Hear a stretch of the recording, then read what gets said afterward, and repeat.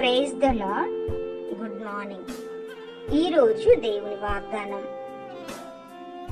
యెషయా 58వ అధ్యాయం 12వ వచనం. అనేక తరముల క్రిందట పాడైపోయిన పునాదులను నీవు మరలా కట్టెదవు. ఆమేన్. ప్రియమైన దేవుని బిడ్డలారా, నీవు అనేకులకు ఆశీర్వాదకరంగా ఉండి అనేకులను కట్టేవారిగా ఉండాలని దేవుని ఉద్దేశం. తరతరాలుగా పాడైపోయి నిరుపయోగంగా ఉండి శిథిలమైన వాటిని నువ్వు బాగు చేసేవారిగా ఉండటానికి ప్రభువు నిన్ను ఏర్పరచుకున్నారు.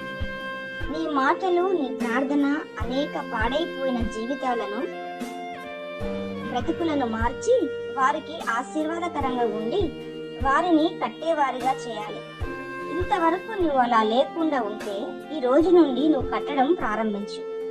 అది శారీరకంగా, ఆత్మీయంగా, ఆర్థికంగా, మానసికంగా, సాంఘికంగా ఏదైనా కావచ్చు. అవి పునాదులలో నుండి పాడై ఉండొచ్చు, కానీ నీవు వాటిని తిరిగి నిర్మించి బాగు చేసేవారిగా ఉండబోతూ ఉన్నావు.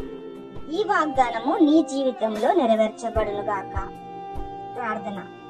తండ్రి, ఈ ఉదయము మీరిచ్చిన శ్రేష్టమైన వాగ్దానాన్ని బట్టి మీకు వందనాలు. ఈ మాటలు వింటున్న వారి జీవితాలలో ఈ వాగ్దానము నెరవేర్చబడి అనేక పాడైన స్థలాలను, జీవితాలను కట్టేవారిగా చేయండి. యేసు నామములో అడుగుతున్నాము తండ్రి. ఆమేన్. ఆమేన్.